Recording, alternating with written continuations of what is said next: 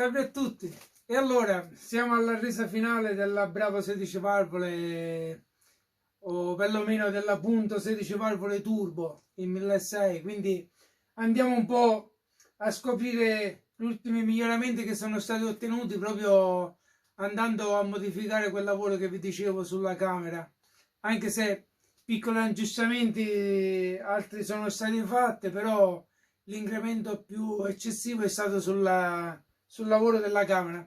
Quindi prima di andare un po' a vedere il lavoro che è stato fatto, andiamo a vedere i risultati che sono stati ottenuti e facciamo, anche se è un confronto non valido, nel senso che ho fatto un confronto anche con la Bravo 16 valvole, quella aspirata, però lì si è fatto un aggiustamento con delle valvole più grandi, quindi una sezione delle sedie più ampia, quindi la camera è più ampia e anche il passaggio che si è ottenuto è superiore a questa qua. Quindi diciamo un confronto vero e proprio non si può fare, ma andiamo a vedere un po' cosa si è ottenuto su questa lavorazione della camera. E allora, questo è il comportamento della camera flussata, quindi dopo la lavorazione che abbiamo fatto sulla camera di combustione per agevolare un pochettino l'introduzione dell'aria, quindi dentro il cilindro. Questa è la camera, cioè la prova di flussaggio della camera che abbiamo ottenuto come portata. E ripeto, si è andato a lavorare sulla camera perché poi a livello di condotto e passaggio della sede non potevamo più andare a lavorare oltre, perché già quella era stata fissata precedentemente come sezione di passaggio in base alla valvola che si andava a montare. Però dopo questa lavorazione che si è fatta in camera andiamo a vedere un po' l'incremento che si è avuto. Quindi in azzurro è la camera per come era prima, con il flussaggio dell'aspirazione che avevamo come dato di lettura prima di lavorare la camera. Quindi qui ho fatto questa appunto aspirazione prima e dopo il lavoro fatto in camera. Ma qui andiamo a vedere che un po' la curva migliora tutto, quindi anche delle basse aperture. L'incremento maggiore l'abbiamo da 2 a 7 mm e poi via via si mantiene un leggero miglioramento che qui si può andare a vedere un po' dai dati di flussaggio. E ripeto, dopo questa lavorazione, però, che cosa è successo in camera? Io avevo fatto una prima lavorazione per andare a migliorare un po' la sezione di passaggio per l'aspirazione, soltanto che mi aspettavo qualcosa del genere sullo scarico, nel senso che andando a fare poi la prova di flussaggio sullo scarico vedevo che dalla curva di lettura andavamo a perdere qualcosina rispetto alla testata prima della lavorazione della camera. Quindi se andiamo a vedere un po' qua la testata prima di andare a lavorare la parte dell'aspirazione, vedete che c'è un leggero miglioramento, vedete come va a cambiare il profilo.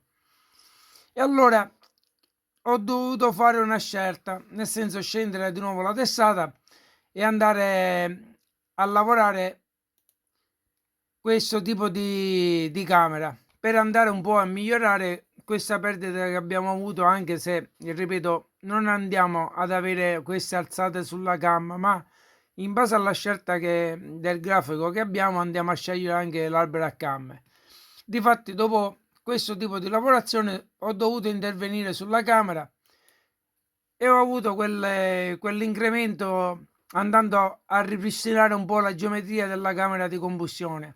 Ma ora, scendendo la testata, andiamo a vedere di che cosa si è trattato sia nella prima lavorazione che poi nella successiva, per andare poi a riprendere quella lettura che avevamo precedentemente con dei dati più bassi del riempimento. Quindi questo riempimento l'abbiamo ottenuto ripristinando un po' le geometrie della camera di combustione, proprio perché si andavano a creare delle turbolenze create a livello di vortici in camera per le pareti che andiamo ora a vedere sulla camera di combustione. d'accordo? Quindi andiamo un po' a vedere di cosa si è trattato questo leggero perdita di riempimento. E allora andiamo ad analizzare un po' il comportamento che abbiamo avuto sull'aspirazione, o perlomeno sullo scarico, ma dovuto all'ampliamento della camera proprio sull'aspirazione. Ripeto, dalla simulazione fatta sull'altra testata, andando ad aumentare la sezione all'uscita della valvola, abbiamo avuto quell'incremento che abbiamo fatto in prova. Però andando poi a riprovare anche lo scarico, lo scarico abbiamo avuto quella perdita poi dalla media apertura in su, dovuto proprio un po' a questa geometria che abbiamo avuto sull'aspirazione. Da questo disegno lo andiamo a capire un po'.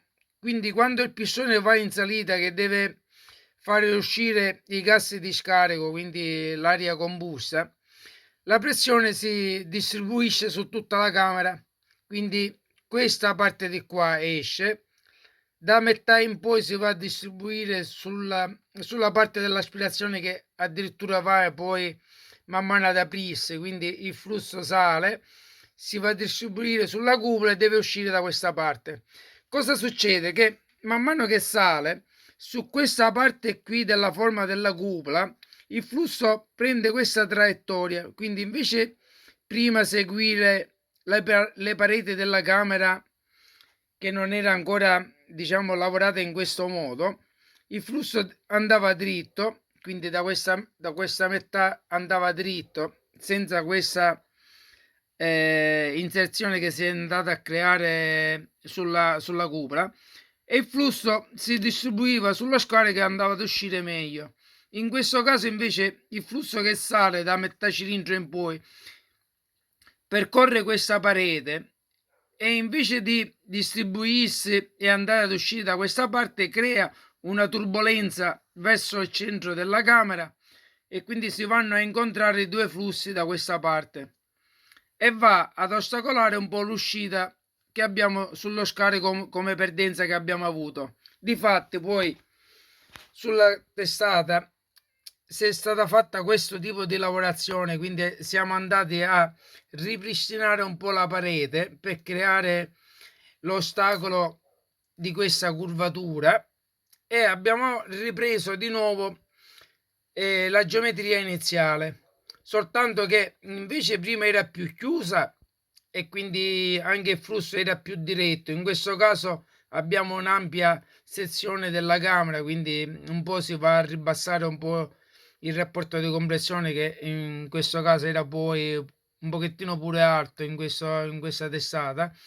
Però in questo caso, facendo la lavorazione con le pareti più prolungate, quindi senza andare a fare questa curvatura, abbiamo ripristinato il flusso, e quindi anche sullo scarico dalle medie in su poi abbiamo ripristinato un po' di nuovo il flusso iniziale. Quindi questo era quello che andava a comportare quel rallentamento sullo scarico. Quindi ora andrò a valutare se c'è bisogno anche di fare qualche lavorazione interna sui condotti, e un po' vado a ripristinare tutte le camere per poter avere tutte la stessa geometria di questa camera. D'accordo?